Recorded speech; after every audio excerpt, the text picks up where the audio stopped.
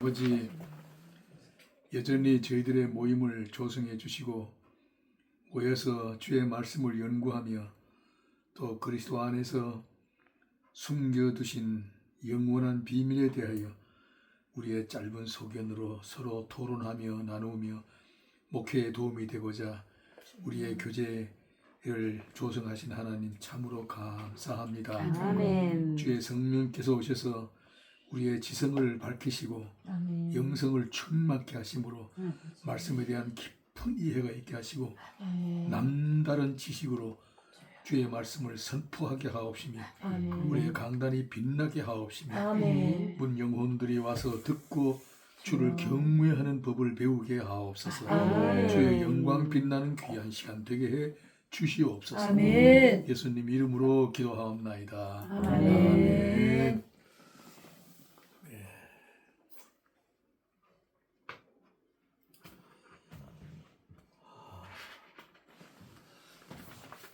바로 시작하지. 네. 우리 지난 시간에 내가 뭘 했는지 잊어버렸다. 제목이 뭐예요? 만복의 근원. 만복의 근원 예수. 사실은 성경의 제목 중에 최고의 제목이거든. 만복의 근원 예수. 아멘. 그런데도 이 제목이 사람들에게 매력을 끌지 못하나 봐. 제목 자체가. 내가 가만히 연구를 해봤어. 사람들이 들어오는 걸 조회수로 들어오는 거 보면 네. 제목이 좀 이상한 거는 들어와. 혹시나 호기심. 제목이 평범한 거는 안 들어와. 뭐 성령 강림이니 이런 얘기 해가지고는 안 돌아. 만복의 근원 예수 이거는 취미가 없어. 무슨 그 이상한 거 있어, 그죠? 호기심 때문에 그래요. 호기심이죠. 그래서 그 유튜브도 호기심 유튜브도 그 호기심을 자극할 만한 멘트로다가 AI한테 만들어 달라 그러면 자극적인 문구로다. 그 참 묘해요 요새는. 달라. 그래 느끼는데 우리 지난 시간 공부한 거 만복의 근원 예수 진짜로 모든 축복의 근원이 예수로 초점이 맞춰져 있거든. 그게 성경의 핵심 주제인데도 사람들에게 관심을 끌지 못한다. 또 내용으로 들어오면 내용이 굉장히 깊잖아요. 지난 시간에 상당히 깊었죠. 풍성하고 우리가 알지 못했던 그 신학적인 좀 깊은 내용을 우리가 서로 토론했잖아요. 그래서 참 제목이 중요하다 이렇습니다. 오늘도 마찬가지야. 광야의 소리 이래가지고는 사람들에게 인기를 못 끌어. 뭐 하늘의 소리라든가, 그지? 뭐 이런 얘기를 해야 되거든. 천상의 소리라든가. 오늘 광야의 소리입니다. 오늘 제목이 굉장히 중요한 제목이고, 이거 강의 준비하는데 내가 애를 많이 먹었어요. 모든 자료를 다 거의 봤는데 우리가 공부하려고 했던 그 핵심 그 테마 있잖아요. 주제하고는 너무 빗나간 얘기들이 너무 많아. 그래서 우리가 좀 세례 요한에 대해서 좀 깊이 알려면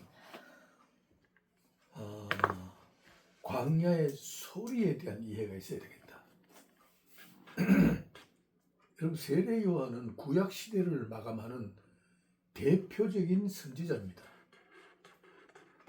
이 성경의 스토리가 창세기서부터 말라기까지의 역사가 수천 년의 역사잖아요. 그죠?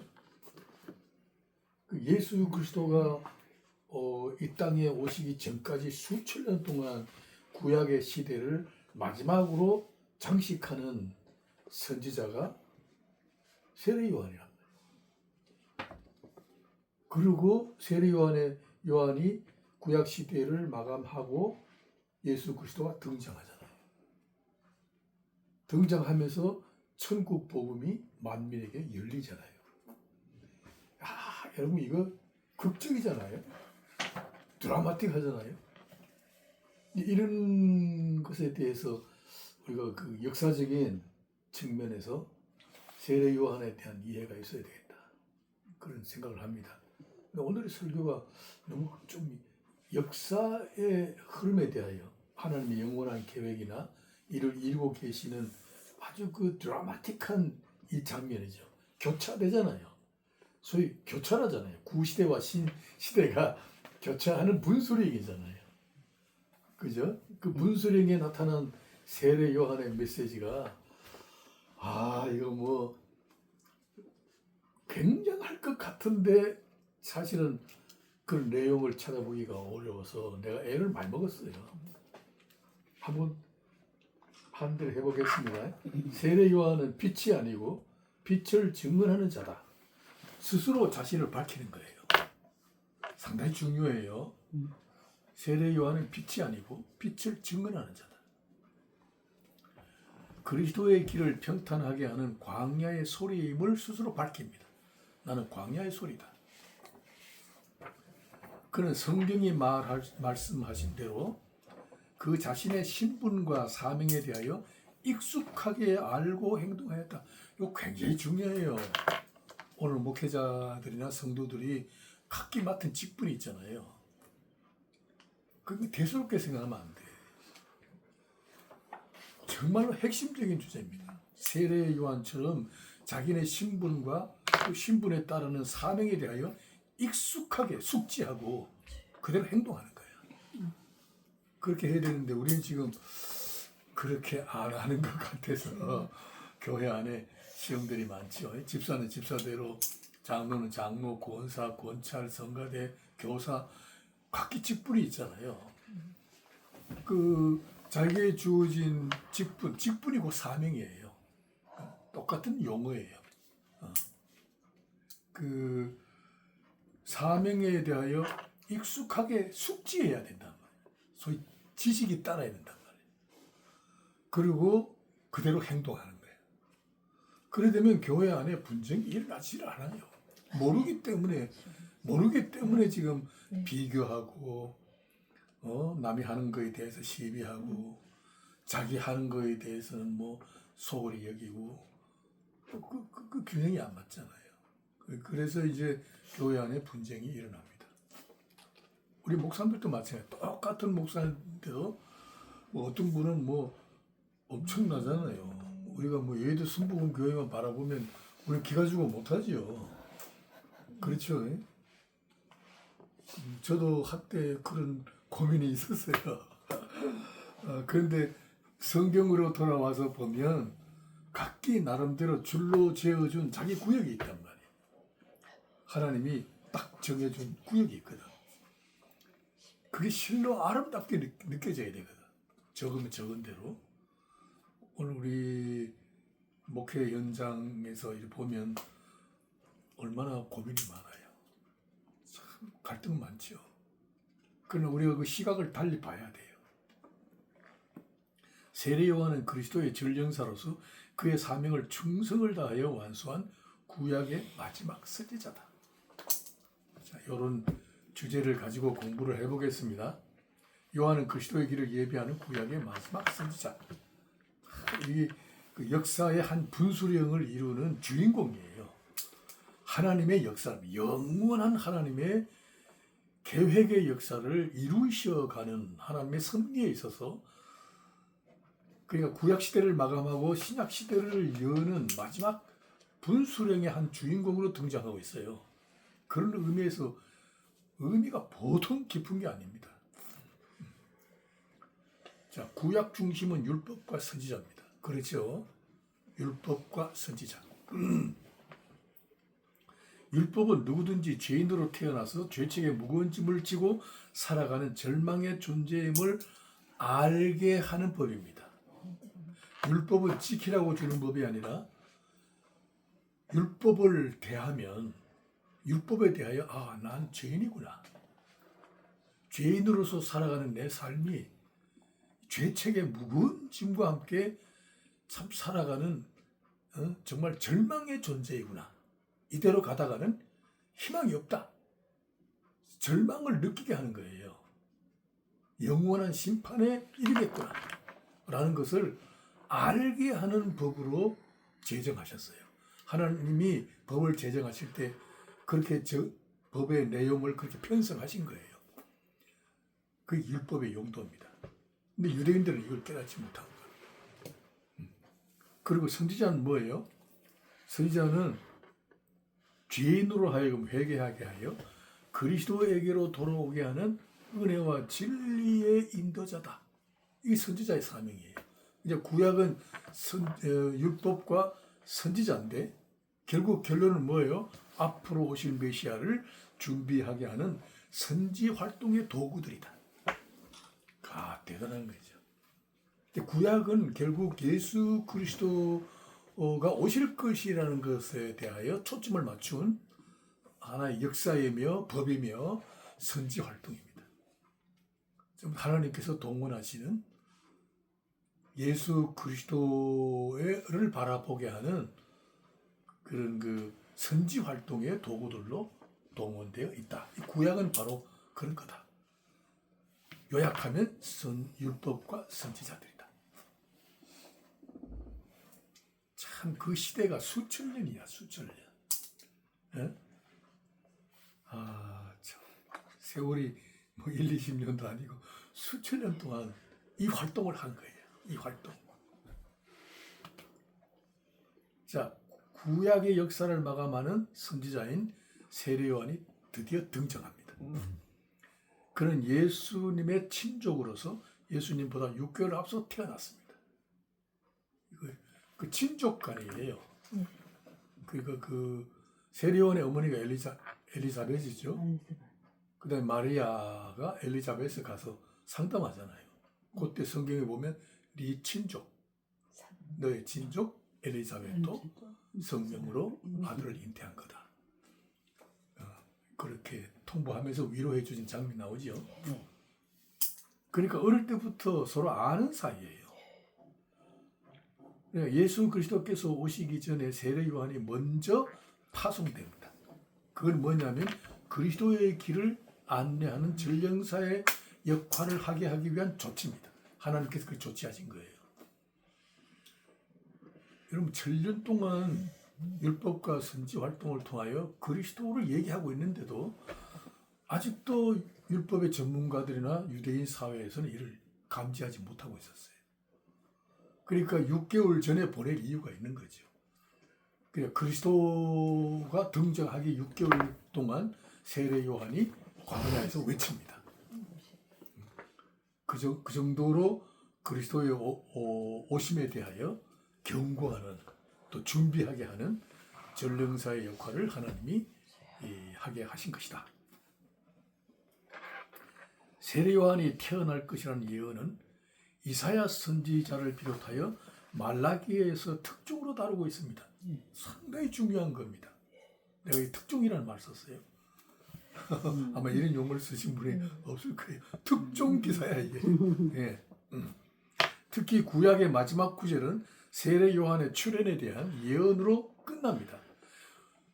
구약 성경의 말라기 제일 마지막 장이 바로 이렇게 기록되어 있어요. 읽겠습니다. 시작. 보라, 여호와의 크고 두려운 날이 이르기 전에 내가 선지자 엘리야를 너희에게 보내리니. 엘리야를 보내겠다는 거야.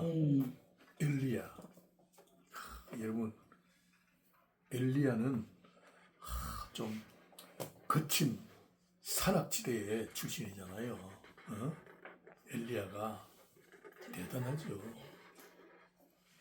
그 제단에 도랑에 물을 뿌리라 그래놓고 850명 대결하는 할 때 그 엘리야가 얼마나 하나님을 믿고 확신했으면 그렇게까지 했을까요? 아주 뭐 혁명가다운 기질이죠. 아주 불같은 사나이입니다. 네. 엘리야. 말라기에서 엘리야를 보낼 것이라는 예언에 대하여 예수님이 친히 이런 말씀하셨어요.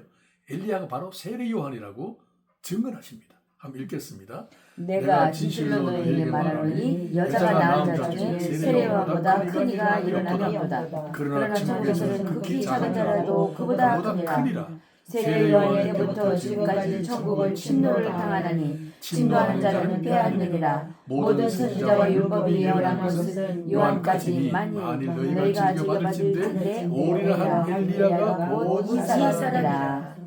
예수님이 친히 말씀하신 이 세례 요한에 대하여 말라기서를 해석하시면서 예수님이 친히 말씀하신 것, 여자가 낳은 자 중에 세례 요한보다 큰 이가 일어남이 없다. 이때까지는 그렇다 이거예요.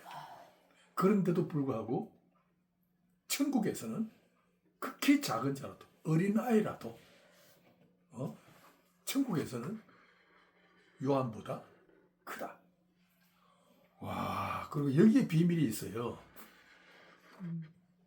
세례 요한의 때부터 지금까지, 그 세례 요한이 오고부터 예수 그리스도가 등장하기까지죠.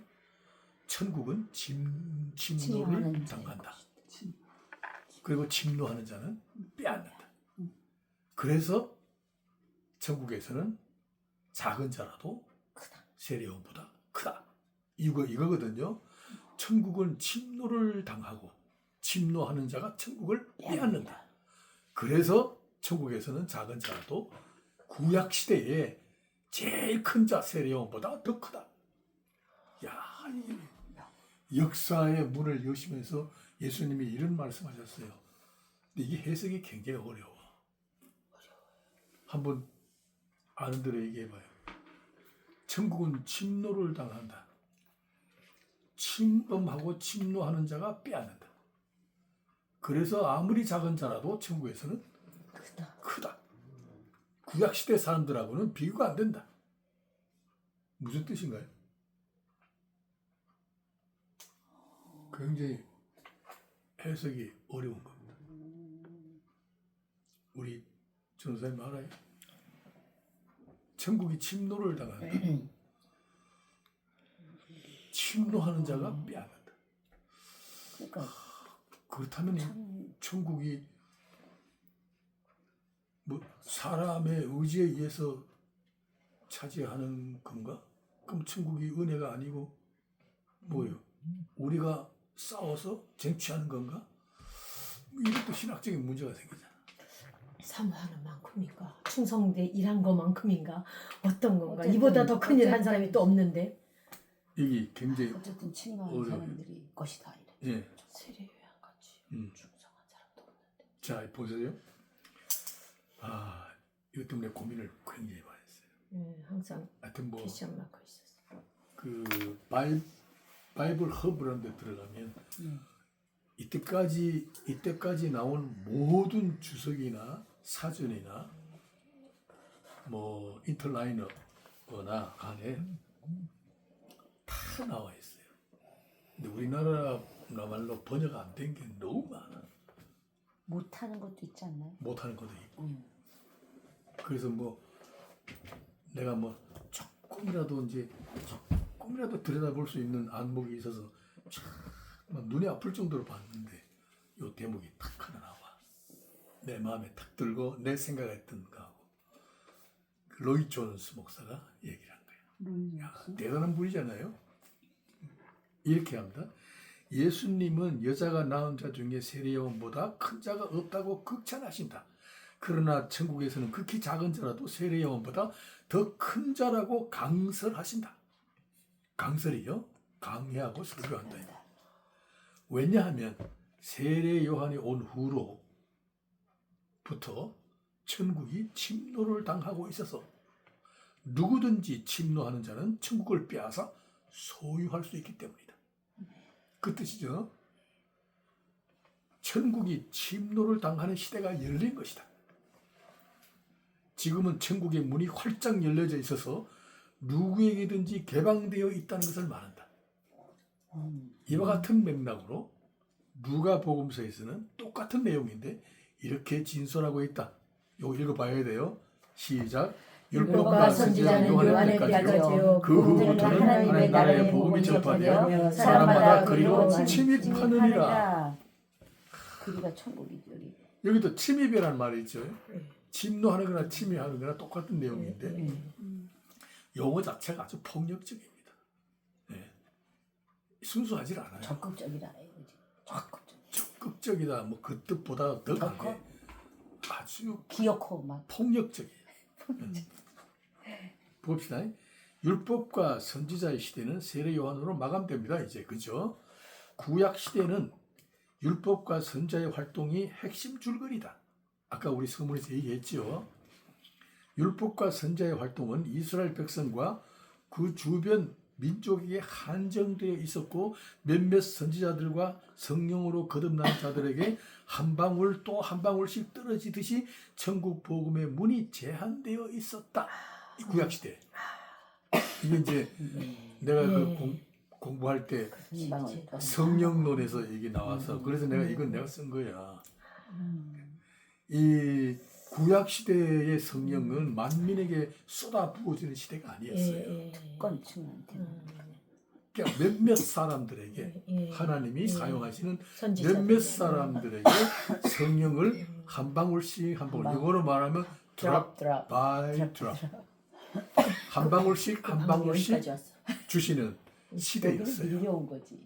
방울이 아니라. 그러니까 오늘 우리가 그 방울이 사는 일로 왔다고. 우리가 사는 이 시대는 다시 나오네. 아니 그거. 구약 시대와 비교해서 얼마나 풍성하고 얼마나 참 오색찬란하고 빛나는 영광의 시대인지 몰라요. 우리가 이걸 몰라서 그런데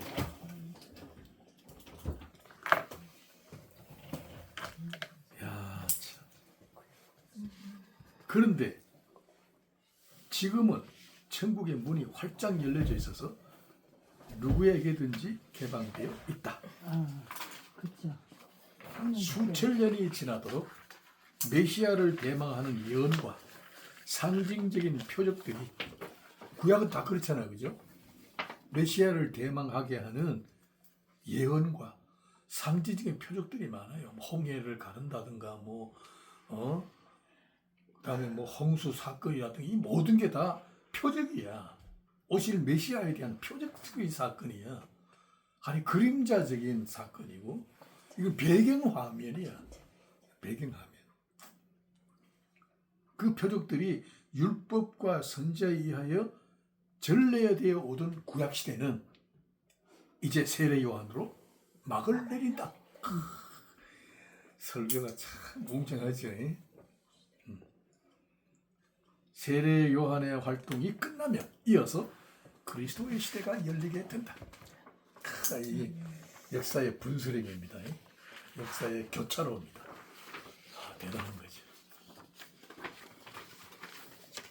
자, 이런 의미에서 우리 한번 생각해 봅시다. 지금부터 말씀을 잘 들으셔야 돼요. 자, 그리스도의 시대가 막을 올린다. 드디어 대망의 그리스도의 시대가 막을 올렸다. 참 1장 1막이 끝난 겁니다. 그 다음에 그리스도 자신을 보지 못하고 전하던 선지자들과 비교하여 세례 요한은 그들보다 큰 자다. 그는 하나님께서 보내신 인자를 눈으로 보고 그의 손으로 세례를 베풀어 주기도 한 선지자였다. 친족간이니까 어릴 때부터 같이 잘 봐야 되겠죠. 그런데 그가 메시아인 줄은 몰랐어요. 그냥 친족 형제 중에 하나라고 봤겠지. 근데 요한이 요단강에서 세례를 줄 때 예수가 인자구나라는 걸 알게 되었더니 그걸 감탄하는 거지. 대단한 거지. 우리 사이도 서로 뭐 목사고 뭐 그런 줄 알았는데 하나님께서 언젠가 누구에게 비둘기같이 성령이 내려오는 걸 보면 그 사람이 내가 사랑하는 자다. 그의 말을 들으라. 바로 그 사람이니까 알아라. 만약 그런 예언을 하나님께로부터 직접 들었다면 놀라죠. 그때부터는 친구가 아니고 형제가 아니에요. 하나님이 보내신 독생자야. 요한이 그걸 직접 눈으로 보고 경험했잖아요. 그러니까 큰 자란 말이에요. 보통 큰 자가 아닙니다. 모세보다도 크고 엘리야보다도 큽니다. 세례 요한이. 구약 시대를 통틀어 요한은 여자가 낳은 자 중에 제일 큰 자다. 그러나 그리스도가 등장하시면서 구약 시대를 대표하는 요한보다 천국에서는 어린아이가 요한보다 더 큰 영광의 시대가 되는 그 막이 열린 겁니다. 그리스도의 시대가 이제까지의 구약 시대를 능가하여 더 큰 영광인 것은 천국이 모든 사람에게 침노를 당하고 있기 때문이다. 천국은 누구든지 침노하는 자에게 주어지는 은혜의 시대가 활짝 열린 것이다. 아멘. 그러면 어떤 사람이냐? 이게 이제 문제가 되는 거죠. 침노하는 행동은 폭력을 써서 차지하는 전투 용어다. 도시 하나를 점령할 때 침노합니다. 점잖하게 온유하고 겸손하게 침노하지 않습니다. 지금 전쟁터에 도시 하나를 점령하러 가는데 온유하고 겸손하게 가나요? 전투 정신이 바짝. 그렇죠. 전투적 병사들이 무장을 하고 정신을 바짝 차리는 정도가 아니라 폭력적이에요. 인정사정 없이 쳐들어가요. 불을 막 태우고 막 찌르고 그래요. 그 정도야.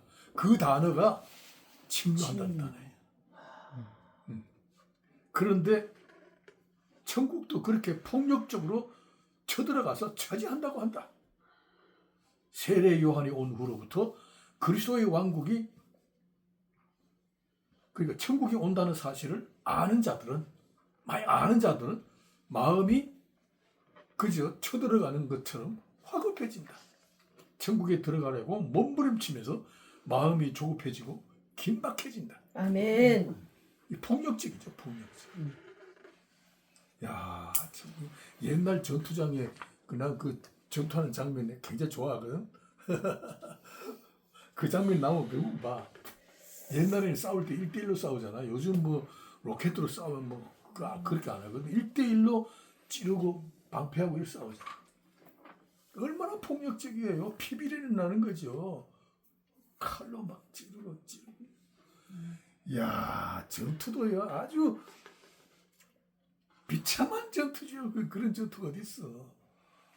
그렇게 싸워요.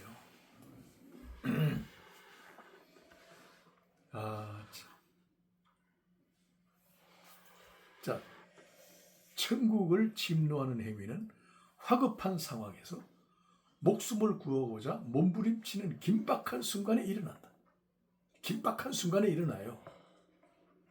갑자기 집에 불이 나서 타서 죽게 되는 상황에서는 평소에 얌전하던 사람도 황급한 나머지 사력을 다하여 불구덩이로부터 탈출을 감행합니다. 안 그렇겠어요? 불이 나면.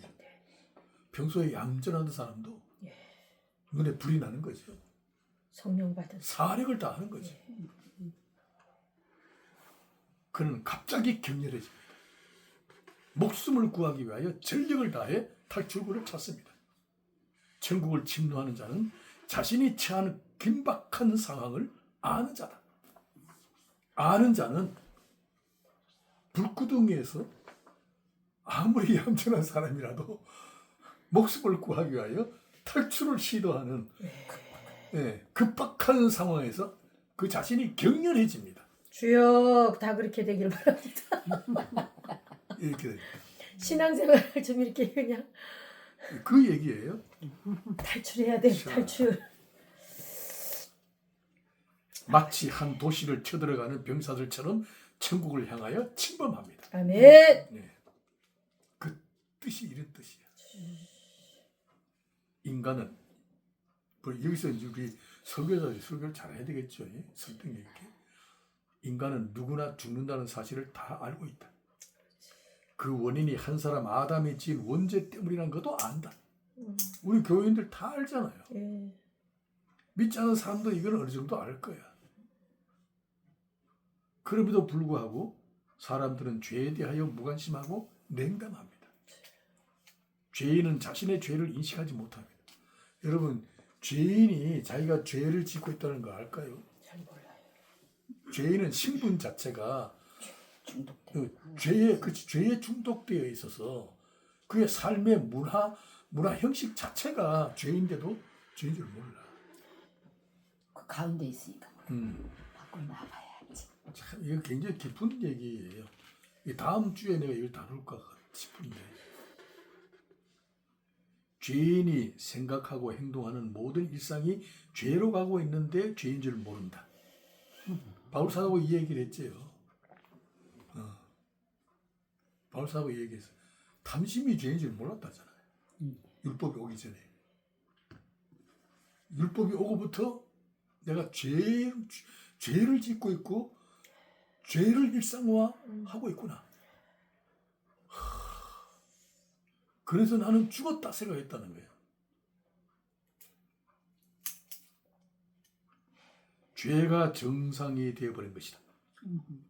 이미 죄에 중독된 상태에서 죄를 짓지 아니하면 살 흥미나 재미도 없는 죄의 간섭에 처져 있습니다. 현대인들이 이런 것 같은데. 중독돼서 살고 이게 있는 자연인들이죠. 전부 다 자연인들. 우리가 이런 시각으로 봐야 된다. 우리는. 죄인 줄 모르죠. 몰라요. 아무도 몰라요. 이 성경이 얘기하는 겁니다. 참, 소금에 절인 배추, 괴산 배추 있잖아요. 죄에 쫙 젖어 있어. 우리의 재물과 세상의 영화가 우리의 생명보다 귀할 수가 없다. 사람이 목숨을 잃으면 세상의 모든 것들이 무용지물이 되고 만다. 시간은 곧 생명이다. 주어진 시간을 영원한 가치로 아낄 줄 아는 분별력은 우리의 소견으로 시비할 수 없는 절대적인 진리다. 여기 토달 수 있나요? 그런데 사람들은 시간이 영원한 것처럼 물질에 매몰되어 살고 있다. 시간에 관한 한 주권은 하나님께 있다. 오늘이라도 하나님이 그만두자 하시면 모든 것을 그대로 두고 떠나야 한다. 지금 이런 상황이에요. 성경이 얘기하는 거 아니에요? 오늘 밤 네 영혼을 내가 거두어들으면 그 많은 재물 놓고 가야지. 누구의 것이 되겠느냐? 이 부자들의 비유 아니겠어요? 참. 사람들은 이걸 몰라. 그러니까 이 공간에 대한 가능성만을 자꾸 얘기하지. 시간에 대한 참 소중한 가치를 몰라. 사실은요, 돈을 벌고 출세하기 위해서는 시간을 사실 소모해야 돼요. 시간을 소모하고 시간을 희생시키지 아니하면 돈도 못 벌어요. 근데 문제는 평생을 그렇게 살면 안 되는 거야. 물질보다 시간이 더 소중하다는 걸 알아야 돼. 그게 언제냐? 나이 한 80쯤 돼봐야 알아. 시간이 소중해. 돈은 별거 아니야. 그냥 먹고 살면 되는 거지. 응?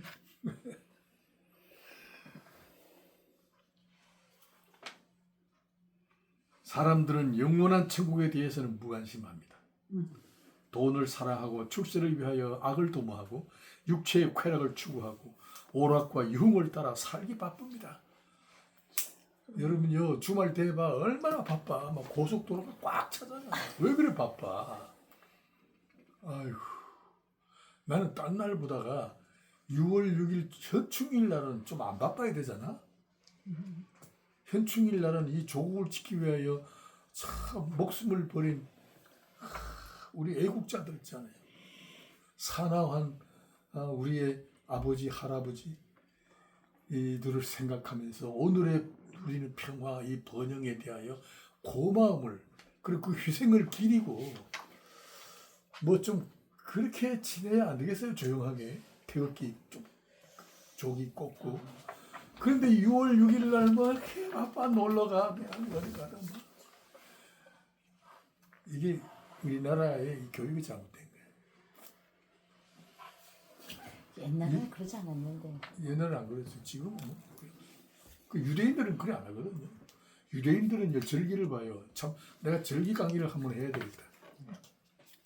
여기 수장절이 최고의 기쁨이잖아요. 근데 거기 그 기쁜 절기에 초막절이 곁들여져 있잖아요. 초막절은 광야에 가서 천막을 치고 자녀들과 함께 일주일을 살아야 돼. 그 고난의 세월을 조상들을 생각하면서 지내야 돼. 참 그래서 유대인들이 위대한 거야 진짜로. 어? 아 참. 사람들은 시간의 소중함을 모릅니다. 그냥 오락과 유흥을 따라 살기 바쁩니다. 인생이 영원하지 않다는 사실에 눈을 돌리지 않습니다. 눈을 안 돌려요. 얼마 전에 내 동생 죽었습니다. 내가 주일날마다 얘기하거든. 아이고 막 마음은 있는데 마음은 있는데 자꾸 미루는 거야. 그러다가 그냥 안 돼. 이 시간이 영원하지 않다는 것, 우리 인생이 영원하지 않다는 것에 대하여 눈을 돌리지 않아요. 세례 요한의 설교를 들어봐요.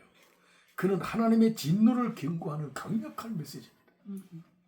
여러분요, 메시지가 심판의 날, 미래에 있을 하나님의 진노를 쌓고 있는 이 죄악된 이 현실에 대하여 강력한 메시지를 선포해야 돼요. 뭐 예수 믿고 복 받자 이 얘기보다는 지금 회개치 아니하면 장래가 없다는 거, 그 자손들에 대한 기대도 없다는 거.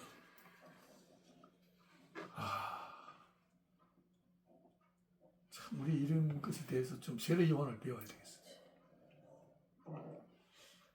약태 털옷을 입고 석청을 먹으면서 광야에서 임박한 심판의 날을 경고하면서 회개하라고 불을 토하고 있었습니다. 내가 불 속에 갇혀 있다는 것을 안다면 탈출구를 찾아 황급하게 행동합니다. 그래서 천국은 진노하는 자의 것입니다. 언젠가는 죽음이 호련히 찾아옵니다. 세상을 떠나는 것으로 끝이 아닙니다. 숨이 멎는 순간 천국과 지옥의 두 갈림길이 열립니다. 이 엄숙한 순간에 하나님의 심판대 앞에 서야 합니다. 운명적으로 서야 합니다. 이걸 몰라요. 이 불 가운데 지금 갇혀 있잖아. 그렇다면 이 죄의 불구덩이 속에서 탈출해야 될 거 아니야. 자신이 불 가운데 있다는 것을 아는 자는 탈출구를 찾아서 마음이 격렬해져요. 마치 전투하는 병사들처럼 아주 폭력적으로 마음이 화급해져요. 그리고 천국을 향하여 침노하는 거야. 여기 보세요. 내가 이거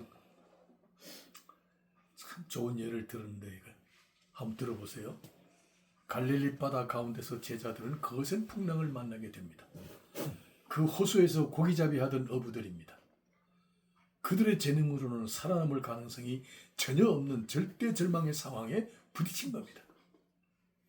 이때 예수께서 물 위를 걸어오십니다. 야, 제자들의 공포는 더 경악할 지경에 처하고 맙니다. 유령인가 하여 소리치며 두려움에 떨고 있었습니다. 이때 베드로가 외칩니다.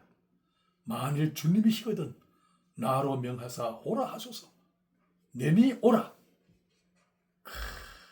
베드로가 이 음성을 듣자마자 거침없이 풍랑 속으로 몸을 던집니다. 그는 침몰하고 있는 조각배에 더 이상 목숨을 의지하고 있을 이유가 없었습니다. 풍랑 속으로 가라앉고 있는 배를 탈출하는 모험을 가지고 바다로 뛰어든 겁니다. 자신의 목숨이 경각에 달려 있음을 알고 화급하게 풍랑을 향해 몸을 던졌습니다. 그의 앞에 영원한 구세주 예수께서 기다리고 계시기 때문에 이렇게 되어야 된다. 이렇게 천국은 모든 사람들에게 침몰을 당하고 있는 것입니다. 자신이 파도 속으로 침몰하고 있다는 사실을 아는 자는 드디어 마음이 화급해집니다. 가만히 앉아서 당할 수 없습니다. 천국을 향하여 침노하는 자의 것에 운명을 걸고 죄에 관영한 세상을 탈출하기로 결단합니다. 아멘. 지금 우리 주변에 자신의 건강과 부귀와 출세의 영화가 한순간에 침몰되기 전까지 천국을 향해 침노하지 않는 어리석고 미련스러운 자들이 너무나 많습니다. 우리 친족들 중에서 우리 가족들 중에서 맞아요. 자신이 처한 상황이 얼마나 화급하며 긴박한지 알지 못하는 자들을 향하여 천국의 긴박성을 깨치도록 복음의 우렁찬 소식을 전해야 할 것입니다. 참 우리가 그렇게 메시지를 세례 요한처럼 과음을 질러야 되겠죠. 이제는 인정사정 볼 것 없어요. 얘기를 해야 된다. 그리스도는 자신의 시대가 열리면서 천국은 모든 사람들에게 침노를 당하고 있고 천국에서는 어린 나이가 세례 요한보다 더 큰 자임을 선언하셨습니다. 야, 긴박한 시대가 왔다. 긴박한 시대. 뭐 여기서 이제 좀 더 다루려고 하다 시간이 없었는데 사실은 이제 천국에 들어가는 것과 들어가지 않았을 때의 지옥에 가는 것과는 동시적입니다. 여러분 구원은 심판이 동원되지 아니하면 일어날 수가 없어요. 그리고 우리가 심판을 선고해야 된다는 거예요. 구원만을 얘기하면 안 돼요. 심판이 없으면 구원이 일으켜지지 않아요. 구원은 반드시 심판을 전제로 해요. 전제로. 그걸 우리가 알아야 돼. 메시지를 이렇게 전해야 돼. 물속으로 참 그 수장되는 그 심판이 있어야 물에 의해서 노아의 방주가 뜨는 거예요.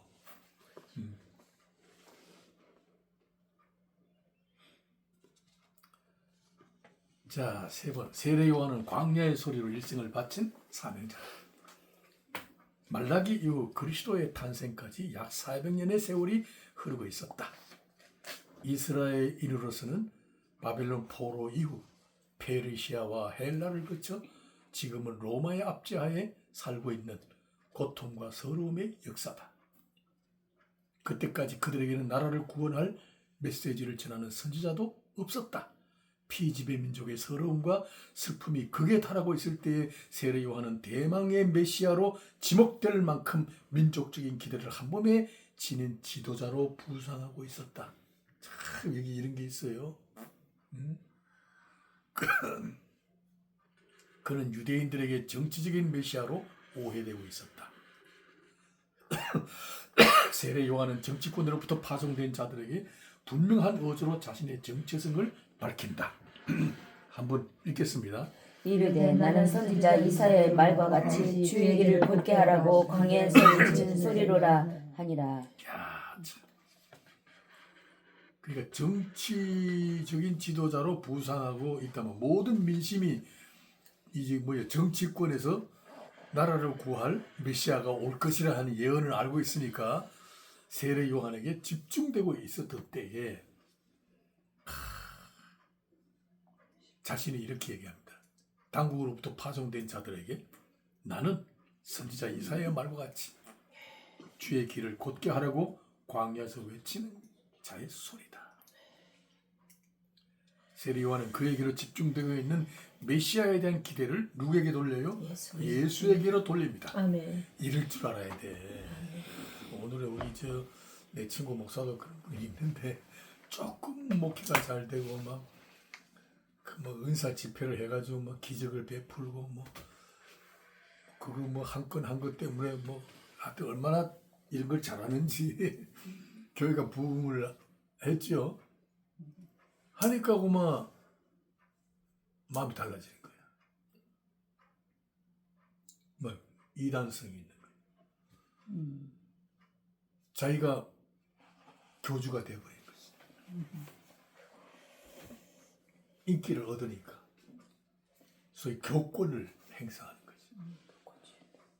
예수님은 딴 데로 돌려놔버리고 자기가 그 자리 탁 차지해버려. 이게 이단들이잖아. 오늘의 그런 분들이 내가 볼 때는 꽤 그런 가능성이 있는 사람들이 많아. 여자 목사님도 있어요. 김록이라고. 여자 목사. 저희가 참 김록이라는 사람이 김 누구? 김록. 처음 들어봐요. 김록이라는 분이 지하에서 함께 남편한테 매 맞고 울고불고 기도하던 사람인데 어느 날 은사가 발생되었고 막 여러 교회 목사님들이 막 다 모여갖고 그 사람 무상으로 높여놨어요. 아이고 그래 되는 거야. 그래서 저도 거기 가서 간증을 하라고 그래서 갔는데 하나님께 영광 올려드린다고 딱 썼는데 그거 못하게 싹 지워버리더라고. 우리 교회에 우리 간증하러 올라갔다. 그렇죠. 그러니까 이게 인간이요 출세를 하면 안 돼. 지금 대단해요 그 사람. 그뿐만 아니라 지금 교회가 어느 정도 부흥하면 정치권에서 가만히 안 둬. 정치 바닥으로 싹 불러내려고 그러잖아. 지금 그런 분 계시잖아요. 정치하는 목사. 군중들을 막 모으고. 막 나는 그 볼 때마다 마음이 아파. 기독교가 그러지 않아야 되는데.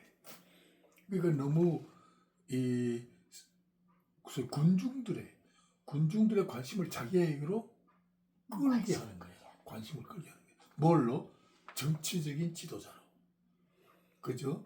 이 민족의 정치적인 문제를, 이 경제 문제를, 우리 청년들의 미래를 막 멋있게 타이틀을 걸어놓고 지금 아이고 그런 분들이 있죠.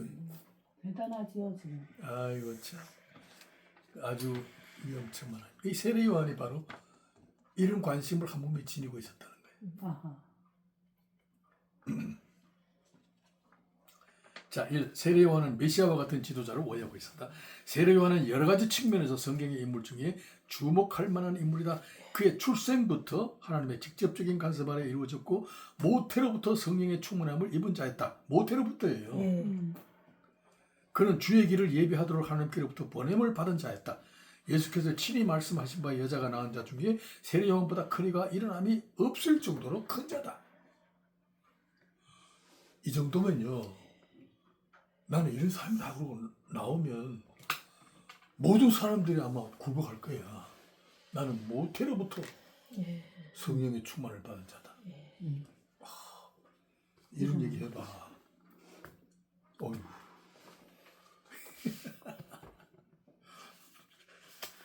아이고 난 요즘 그런 사람들이 몇 분 있는 것 같아. 아이고. 세례 요한은 이미 당시 정치권으로부터 관심을 받을 만큼 민족의 지도자로 부상하고 있었다. 이때 세례 요한이 정치권으로부터 파송된 자들의 질문을 받게 됩니다. 19절입니다. 한번 읽겠습니다. 유대인들이 예루살렘에서 제사장들과 레위인들을 요한에게 보내어 내가 누구냐 물을 때에 요한의 질문이 이러하니라. 내가 누구냐? 여러분요. 내가 누구냐? 이 질문은요 굉장히 위협적이에요. 정치권에서 보낸 심부름꾼 되잖아. 파송된 자들. 내가 누구냐? 이야. 요한의 정치에 대한 의구심을 갖고 던진 질문이다. 요한이 당시 정치권에게 상당한 위협이 되는 존재임을 시사해주는 대목이다. 정치권에서 볼 때 저 그냥 둬서는 안 되겠다 이런 얘기잖아요. 요한은 사람들의 심중에 이 사람이 바로 오실 메시아가 아니냐 하는 호기심을 갖게 하는 인물로 부상하고 있었다. 마침 때가 600년 동안 피지배면적으로 살아온 슬픔이 그리고 서러움이 최고조에 달하고 있었고 메시아 대망의 절정을 이루고 있을 때였다. 정치권에서 볼 때 군중들의 지지 기반을 빼앗기는 위기감을 떨쳐볼 수가 없었다. 내가 누구냐? 와, 이 질문을 받는 장본인이 얼마나 겁났겠어요. 지금 우리나라 분위기가 이런 분위기가 있대잖아. 이런 질문 받아봐. 기가 박 죽어 판사든 검사든 간에 그냥 들어눕는다잖아 그냥. 지금 그런 판 아니야 지금. 사직서 내고 돌아가고 집으로 돌아가. 그리고 뭐 평생에 뭐 그 공무원 해가지고 이제 노령연금도 노령연금이 아니고 뭐지 그 국민연금? 보장 받아야 될 거 아니야. 퇴직금 같은 거. 그죠? 뭐 그런 게 없어지는 거 아니야. 그러면 어떻게 해? 들어눕는 거지. 시키는 대로 하는 거지. 지금 현재 상황이 그런 거 아니야. 난 참 그래도 그렇지 좀 기계가 있고 참 그런 사람 없나 좀 정의감에 불타고 엘리야와 같이 그런 분 계시면 좋겠는데 안 보이네. 없죠. 아 미안하지만 윤석열은 검사 때 그런 기계를 보였잖아. 굴하지 않고. 유승일 재판에는 다 사람들이 그렇게 아주 깨끗하고 청문 결복하고 그렇게 봤는데 중간에 보면 잘못된 거 아닙니까? 그래. 이왕 총을 뺏으면 찔려야 되겠니 반쯤 찔려고 말고. 어쨌든 간에 좀 그런 자기 사명에 대해서 자기 자신에게 주어진 이 민족적인 소명에 대하여 참 분명한 말을 하는 사람이 있으면 좋겠다.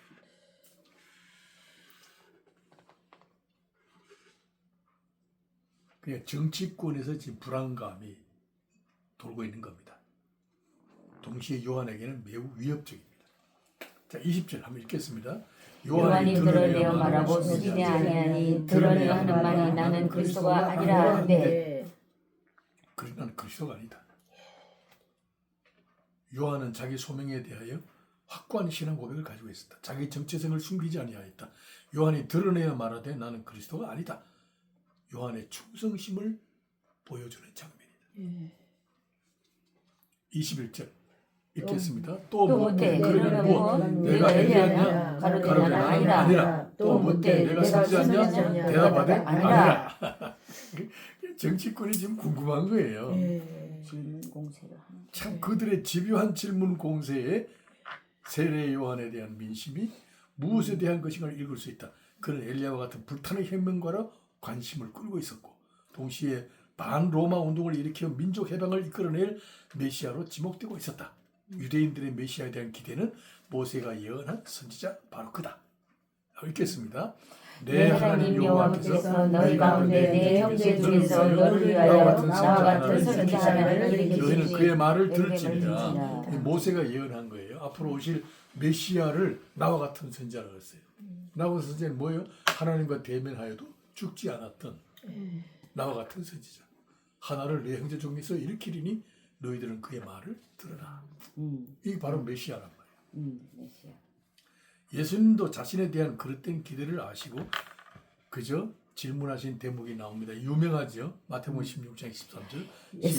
예수께서 빌립보 가이사랴 지방에 이르러 이르러 제자들에게 물어 이르시되 사람들이 인자를 누구라 하느냐 이르되 세례 요한 또는 엘리야 또는 예레미야 선지자 중에 하나이다. 이르시되 너희는 나를 누구라 하느냐 시몬 베드로가 대답하되 주는 그리스도시요 살아계신 하나님의 아들이시니이다. 야, 아멘. 하나님은 베드로를 준비시키셔서 예수님의 질문에 정답을 하게 한 겁니다. 답을 하게 받으셨다. 바로 기독교 신앙은 이걸 바탕으로 하는 거예요.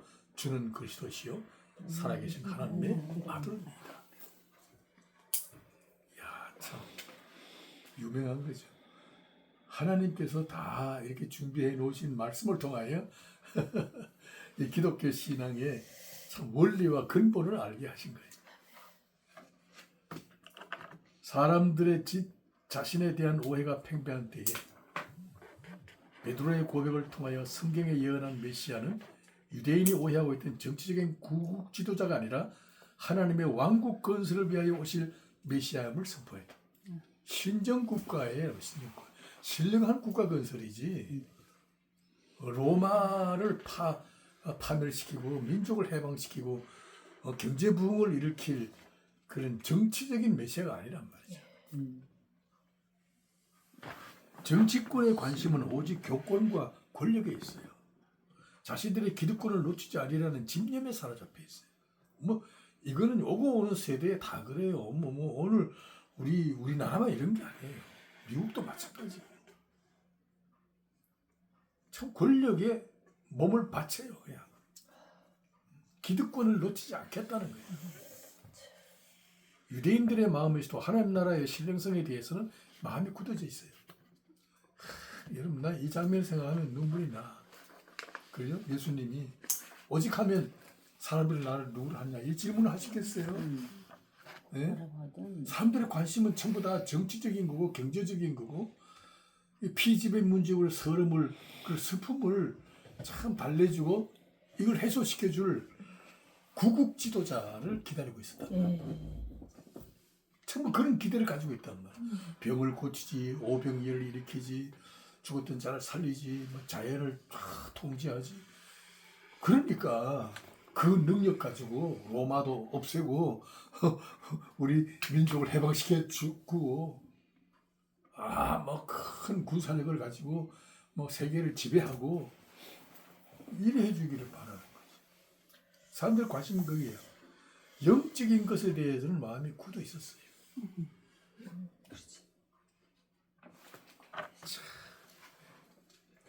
구약 시대를 마감하면서 엘리야는 다시 나타날 선지자로 예언되고 있었다. 그러나 유대인들은 예언의 말씀에 대하여 마음이 굳어 있었다. 하필이면 엘리야가 올 것이라고 예언했을까요? 세례 요한, 엘리야로 상징되는 세례 요한 똑같잖아요. 광야의 소리. 세례 요한도 그 산악지대의 사나이, 거친 사나이예요. 석청을. 네. 이런 선지자 왜 그랬을까요? 자, 읽겠습니다. 보라, 여호와의 크고 두려운 날이 이르기 전에 내가 엘리야를 너희에게 보내리니. 여호와의 크고 두려운 날이 뭐의 심판이잖아요. 그 심판이 오기 전에 먼저 엘리야를 보내겠다. 그가 누구냐? 세례 요한이잖아요. 왜 엘리야를 했을까요? 엘리야는 죽음을 보지 않고 승천한 자예요. 엘리야의 승천은 신정국가 이스라엘 백성이 기대하는 왕국은 정치적이지 않고 신령한 왕국임을 암시하는 표적이에요. 말라기에서 예언한 엘리야는 당시 이스라엘과 유다 왕국이 기대하던 정치적 메시아와는 파리하게 다릅니다. 죽음을 보지 않고 그대로 승천하신 분이에요. 이스라엘은 하나님이 다스리는 신정국가임을 상징하는 표적이에요. 말라기에서 다시 오실 엘리야는 하나님의 나라를 이루어 오실 메시아를 예비하는 선지자입니다. 엘리야는 그리스도의 길을 안내하는 세례 요한을 가리키는 하나의 표적이었다. 한 사인이었다. 마태복음 11장 시작. 모든 선지자와 율법이 예언한 것은 요한까지 만일 너희가 진리받을 텐데 오리라 한 엘리야가 곧 이 사람이라. 그러나 제사장들의 관심은 오직 정치적인 기득권에 집중되고 있었다. 질문은 집요하다. 읽겠습니다. 또 말하는 누구냐? 우리를 보내는 이들에게 대답하게 하라. 난 너에게 대하여 무엇이라느냐? 이제는 이렇게 질문해요. 네? 우리를 보낸 사람에게 좀 대답하게 하라. 너는 너 자신을 누구라 하느냐? 이렇게 묻는 거야. 요새 대한민국 같아. 누구라고 말하면 되냐? 너는 네 자신을 뭐라고 하느냐? 제사장들과 레위인들의 물음은 단호하였고 엄중하였다. 내가 누구냐? 너는 너를 보고 무엇이라 하냐? 우리가 너를 누구라고 보고 하면 되겠느냐? 협박하고 있는 거예요. 그들은 이미 모세의 예언과 말라기의 예언을 익히 알고 있었던 사람이에요. 이에 요한 역시 이사야의 예언을 들어서 자신의 정체성을 설명합니다. 성경은 성경으로 대답하는 겁니다. 요한은 제사장들의 입을 막고 하나님의 뜻을 밝힙니다. 23절 시작. 가로되 나는 선지자 이사야 말같이 주의 길을 굽게 하라고 광야에서 외치는 자의 소리로라. 굽히지 않아요. 신정국가. 하나님이 다스리시는 신정국가. 하나님이 보내신 엘리야와 같은 두렵고 공포스러운 심판의 날을 그저 예고하면서 하나님께로 돌아오라고 회개를 외치던 선지자. 광야의 소리다. 지금으로부터 700년 전에 이사야가 예언했던 대로 자신을 광야의 소리로 증거하고 있다. 야, 이사야가 이런 말씀했어요. 시작. 외치는 자의 소리가 가로되 너희는 광야에서 여호와의 길을 예비하라. 사막에서 우리 하나님의 대로를 평탄케 하라. 막 예언 중에서도 참 이런 표현은 참. 사막에서 하나님의 대로를 평탄케 하라. 여호와의 길을 예비하라. 어디서? 광야에서. 요한은 주의 길을 예비하는 자다. 그리스도의 길을 평탄하도록 준비하는 자에 불과하다. 지금은 그는 모든 사람들로부터 이스라엘을 구할 정치적인 메시아 대망을 참 한몸에 지니고 있었다. 그의 말 한마디면 무엇인지 따르기로 되어 있는 최상의 입지와 군중의 지지와 이를 장악할 지도력을 가지고 있습니다. 말 한마디만 하면 돼. 참. 그럼에도 불구하고 요한은 자신에게 집중되고 있는 관심을 그리스도에게로 돌립니다. 자신의 신분과 위치를 그리스도의 길을 준비하는 자로 밝힙니다. 이어 제사장들의 성난 질문은 또 계속됩니다. 시작. 또 이르되 내가 만일 그리스도 아니요 엘리야도 아니요 그 선지자 아닐진데 어찌하여 세례를 베푸느냐. 또 이렇게 얘기합니다. 이때 이런 대답을 해요. 요한이 대답하되 나는 물로 세례를 베푸거니와 너희 가운데 너희가 알지 못하는 사람이 있으니 곧 내 뒤에 오시는 그이라. 나는 그의 신들며 부르기도 감당치 못하겠노라 하니라. 요한 자신의 신분과 주어진 사명에 대하여 더 이상 넘어가지도 않고 주지도 않아요. 이걸 얘기하는 거예요. 네. 요한의 계속되는 자기 정체에 대한 확고한 대답. 확고한 대답. 나는 물로 세례를 베푸느니와 그는 성령으로 세례를 베풀 것이다. 나는 그분의 신발끈을 풀기도 감당치 못할 정도로 그는 주인이시고 나는 그의 종에 불과한 존재다. 그리스도를 띄운 거야.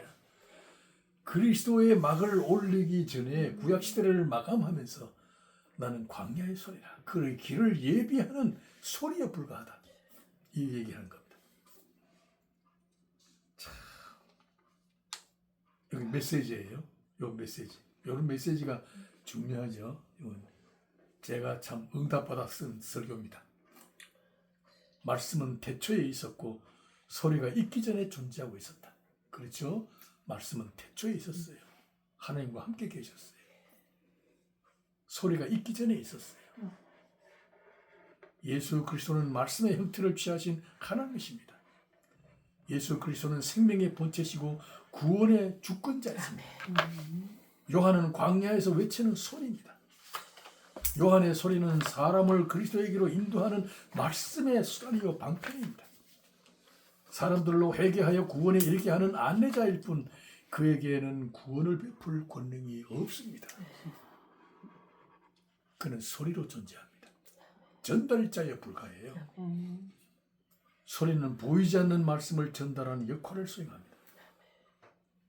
소리는 전달할 뿐 들리게 하시는 이는 하나님이십니다. 아멘. 오늘 우리가 이렇게 살아야 돼요. 아멘. 목회자들이 이런 정신을 가지고 나는 하늘의 소리를 전달할 뿐 들리게 하시는 이는 하나님이시다. 아멘. 귀 있는 자는 들을지어다. 아멘. 뭐 이런 생각 가지고 뭐 참새 한 마리 앞에 놓고도 설교를 하세요. 의자. 나는 오리떼 앞에서 설교했어요. 오리떼 앞에서. 아들이 가게 얘기하더라고요. 한강인가? 한강에서. 새벽 기도 근데 하면서. 오리들이 참 몰려왔대. 오리들이만 몰려요. 난 오리 앞에서 설교한 거야. 그때 불이 탔어 나는. 서울 시민을 향하여 막 설교하는데 오리떼가 오더라고. 그러니까 아버지 따라갔던 아들이 얘기하더라고요. 어렸을 때. 나 그랬어요. 새벽기도 갈 교회도 없고 신학교 다닐 때 1학년 때. 대단하셨네. 대단했지요. 대단하셨어. 그래서 성령이 불타셨네. 그래서 그런지 내가 큰 건을 하나 한 것 같아.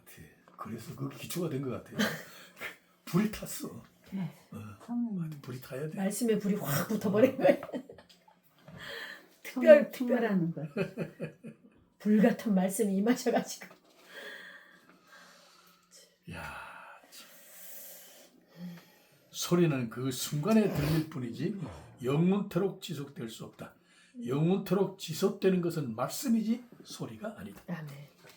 소리가 있기 전에 말씀은 있었고 소리 이후에도 사라지지 않는다. 말씀. 광야에서 외치는 요한의 소리는 사라졌지만은 그때 그 회개를 외치던 말씀은 지금도 우리 귀에 들려지고 있습니다. 아멘. 그렇죠. 요한의 음성을 못 듣지만은 그가 전했던 말씀은 지금 우리 귀에 들립니다. 아멘. 아벨은 가인에게 죽임을 당했지만은 그의 제사는 지금도 우리에게 들려지고 있습니다. 이 히브리서에 있는 말씀이잖아요.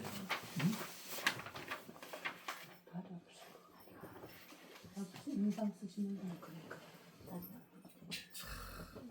4번 이제 결론으로 넘어갑니다. 오늘 빨리 끝내시. 오늘은 좀 빨리 끝나네. 자, 우리가 누구냐? 우리도 광야에서 외치던 요한의 소리로 존재합니다. 우리의 정체성은 모든 관심을 그리스도의 복음에 맞추어 여러 사람의 모양에 따라 소리를 낼 줄 아는 능력을 배양해야 합니다. 아, 대단한 거죠. 이거. 모든 사람들에게 그냥 모든 사람들의 모양대로 나도 그 모양으로 소리를 낼 줄 알아야 돼. 가난한 자는 가난한 자의 소리를, 부자에게는 부자의 소리를, 외로운 사람 외로운 사람, 병든 사람 병든 사람에게. 우리는 각양 사람들에게 맞춰서 소리를 낼 줄 알아야 돼. 소리의 기능은 말씀을 운반하는 것이다. 아무리 복음이고 추워요? 영생이고 하나님의 나라일지라도 안 추워요? 이를 전달하는 소리가 없다면 말씀의 효력을 나타낼 수 없게 돼. 안 추워. 나도 추운데. 나 추워서 옷을 소리. 입었는데. 한다고 틀리지. 여러분 이거 우리만큼 중차대한 존재가 없습니다. 네. 왜냐하면 소리이기 때문에. 그런데 하나만 더 듣고. 소리는 말씀의 배역들이다. 굉장히 중요해요. 네. 이런 게 우리 설교자의 지혜입니다. 소리는 말씀의 배역이다. 배역은 자신의 취향이나 기호대로 행동할 수 없다. 더워서 벗으면 안 추워서. 각본을 따라 농부도 되고 어부도 되고 장관도 되고 의사도 되고 장군도 됩니다. 오직 말씀을 전달하는 역할일 뿐이다. 하나님의 계획된 각본대로 나로 살게 하신 곳에서 복음의 나팔수로 살아가는 자는 다름 아닌 우리 자신들이다. 각본에서 의사 역할을 해야 한다고 해서 내가 꼬대를 나와야 하는 것은 아니다. 의사의 모양을 취하여 행동하면 최고의 배우가 되는 것이다. 우리 이순재 씨 봐. 최고의 배우잖아. 돌아가셨지만 그분이 그러잖아. 이 세상에 최고 어려운 것이 배역이다. 평생을 했는데도 제일 어렵다잖아. 뭐 농부도 돼야 되고 그 사람은 뭐 왕도 돼야 되고 쫄병도 돼야 되고 대발이 아빠도 해야 되고 하이킥도 해야 되고 그게요. 우리가 그렇게 해야 돼. 우리도 목사들이 배역이야. 소리를 내는 배역이야. 목사들이 그렇게 해야지.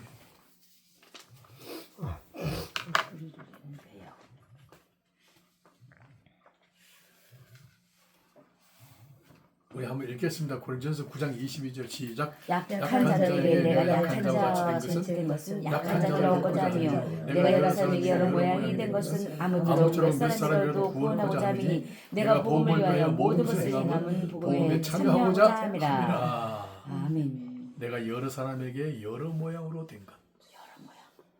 내게 능력 주신 자 안에서 나는 모든 것을 할 수 있다. 바로 이 말이잖아. 비천에도 취할 줄 알고 풍부에 존귀에도 취할 줄 안다. 좀 이래야 되는데 난 그게 잘 안 되더라. 난 마음은 있는데 아무리 하려고 그래도 안 되대. 그 우리 동기들이 한번 모였어. 그 내가 좀 목회에 좀 어려움을 좀 겪었을 때 와가지고 그 우리 동기들 중에 뭐 많잖아요. 뭐 교수하는 분들도 있고 뭐 서울대학 출신도 있고 뭐 그래 와서 이제 저녁에 커피 한잔 하면서 하는 얘기가 한 사람이 그런 얘기를 해. 형님 성도들에게 좀 불쌍하게 보여 보세요. 그러더라고. 너무 자태가 너무 엄숙하고 그러면 괜히 좀 불쌍하게 보여서 좀 동정심을 좀 그래 좀 은밀한 마음을 금식도 하고 철회도 하고 좀 그래 해보세요 그러더라고. 태생이 안 그러고 어떻게? 그래서 내가 다 해봤다. 금식 철학기도 다 해봤는데 아무리 해도 내가 초라하게 안 보인다. 네. 워낙 얼굴이 아주 출중하시고 인물이 아무리 막 왕자 해도 나를 슬프게 안 본다. 나는 굶어 죽어도 잘 먹는다고 생각해. 나 참 이런 문제에 대해서 내가 왕자와 거지처럼 옷이라도 바꿔 입는 이렇게 거지. 좀 모든 사람에게 모든 모양으로 나도 이렇게 능력 주신 자 안에서 아버지. 모든 걸 할 수 있으면 얼마나 좋겠어요. 나 애를 많이 써요. 우리 여기 호글 가다 할머니 나를 보고 만나면 내가 막 친절하게 얘기하자. 말을 걸라 그러면 가버려 그냥.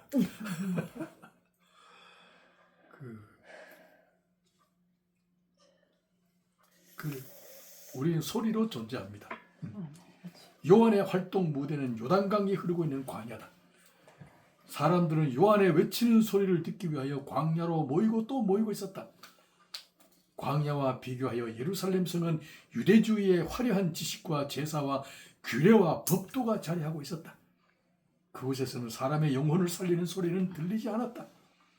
하나님은 그리스도의 길을 준비하게 하시는 소리의 역할을 요한에게 맡기시면서 그를 광야에 세우셨다. 그곳에서 회개를 외치며 구원의 길을 안내하는 소리로서 요한으로 하여금 복음의 시대를 준비하게 하셨던 것이다. 이야, 이 장면이 하나님은 오늘 우리를 이렇게 쓰시기를 바라요. 복음은 지금도 광야에서 외치는 자의 소리로부터 시작된다. 우리가 이걸 알아야 돼요. 우리는 목회 자체가 거대하지 않지 않습니까? 그죠? 우리 백성들 중에 우리의 계급은 민초에 속하잖아. 민초에. 그죠? 김형석 교수가 그런 얘기를 했대. 민초. 백성들을 민초라 했을 때 민초는 무슨 뜻이냐면 뭐냐면 너무 무식하고 자신이 비천해서 누구든지 시키는 대로 맹목적으로 따라하는 사람 민초라 그런다. 그러면 이제 곧 가다가 백성이라는 말 하잖아. 민초라는 거 백성. 백성이라는 것은 분별력이 있고 정의와 불의를 분별을 하고 무엇이 옳다는 걸 아는데 속으로만 하고 있는 사람을 백성이란다. 표현을 못한다. 이걸 백성이란다. 그런 말을. 그래서 내가 일리가 있다 싶어. 그러면 시민은 뭐냐? 시민은 선과 악을 분별하고 이 불공정한 사회, 불평등한 사회, 유린당하는 인권에 대하여 행동으로 반응하는 자다. 정의를 위하여 외치는 자다. 이걸 우리 시민이라고 하는데 그랬더니 뒤에 우리 동장 중에 한 사람이 목사가 또 이런 걸 털어달았어. 김영석 교수는 우리 이해하지만 나는 다르다. 민초는 잡초와 같이 생명력이 끈질기다. 절대로 죽지 않는다. 민초다. 개척교회 목사들은 민초다. 이렇게 얘기하더라고. 민초예요? 해보신 분인가 본데요. 그리고 내가 참 일리가 있다. 참. 절대 죽지 않아. 광야에서 외치는 자의 소리로부터 시작됩니다. 예배의 형식과 외형의 자랑과 웅장함에 취해 있는 자들에게는 외치는 자의 소리를 맡기지 아니하셨다. 하나님은 그들에게 회개의 소리를 맡기지 않았다. 여러분 설교 들어보세요. TV에 나오는 유명한 목사들이 회개를 외치는 설교가 있던가요? 없어요. 임박한 하나님의 진노를 경고하는 메시지를 들어봤나요? 윤석천 목사님 그렇게 하세요. 윤석천이? 응. 윤석천이 네. 좀 이런 메시지가 필요해. 그냥 막 오케스트라 막 100명씩 합창단, 야, 난 놀랐어요. 그 명성교회 성가 대원들이 600명이래. 그 위에 막 올라 앉아서 하면 성가 600명이래. 600명이면 야, 참 우리 주도 개척교회가 600명 못 모잖아. 근데 거기는 성가대만 600명. 와, 보통 성가대가 100명이고 50명만 해도 굉장한데 명함교회 성가대 몇 명이야? 모르겠어요 지금. 그래 많아야 뭐 한 25명, 40명? 네, 뭐 25명, 40명? 25명, 30명. 근데 600명 대단한 거지. 막 오케스트라 하고 막 완전히 뭐 오케스트라가 완전히 정말 화려합니다.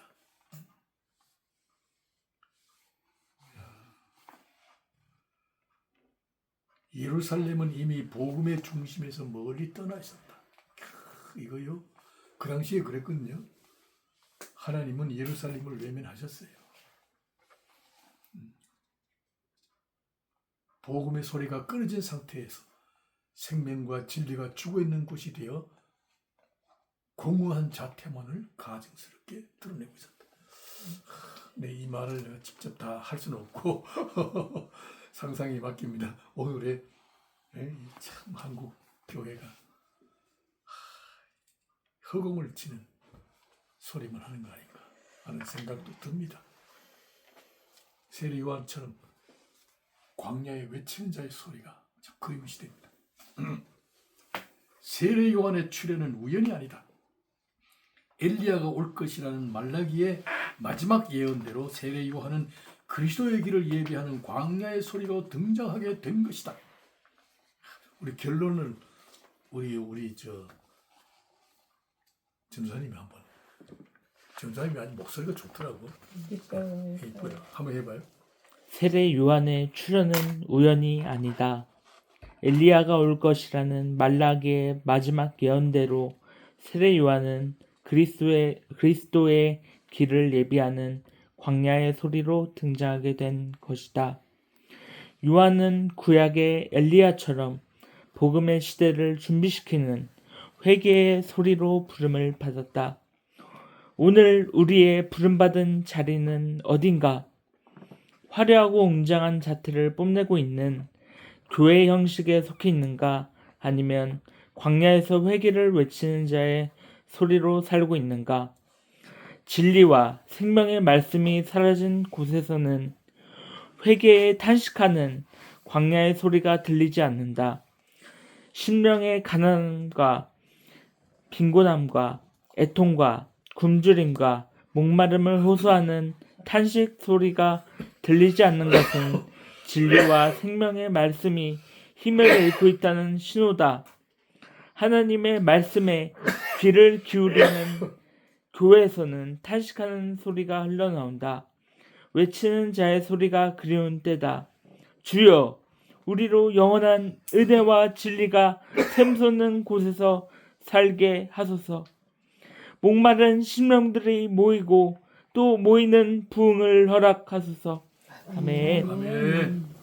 기도하겠습니다. 하나님 아버지, 세례 요한의 광야의 소리로 등장시키신 하나님의 뜻을 조금이나마 헤아리고자 우리 서로 고개 숙여 성령과 말씀 앞에 무릎을 꿇어 싸웁니다. 진리의 말씀이 힘을 잃어가고 있는 때에 우리의 죄악에 대하여 더듬있는 성품에 대하여 하나님의 말씀에 대하여 길을 닫고 있는 완고한 심령들이 회개하고 돌아오기를 원하는데 이를 외치는 자의 소리가 그리운 때입니다.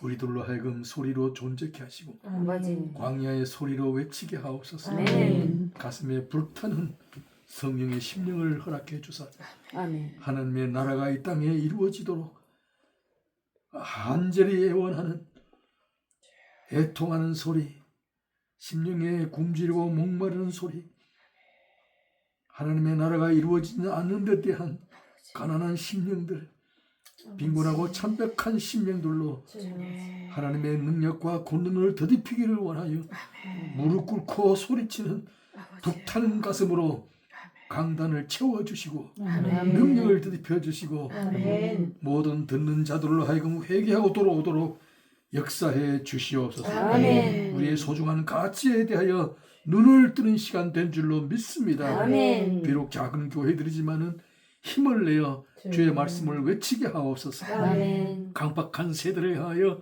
하나님의 영광을 외치게 하시고 하나님의 영광을 찬송케 하시며 회개를 강청하는 눈물의 기도들이 있게 해 주시옵소서. 아멘. 강단이 풍요로워지기를 원합니다. 아멘. 말씀으로 윤택하기를 원합니다. 아멘. 누구든지 오는 자가 하늘나라를 맛보며 경험하며 주여. 하늘나라를 우리의 가정에 그들의 사업에 그들의 생애에 이루어지게 하는 영광의 표적들이 따르게 해 주시옵소서. 아멘. 예수님 이름으로 기도하옵나이다. 아멘.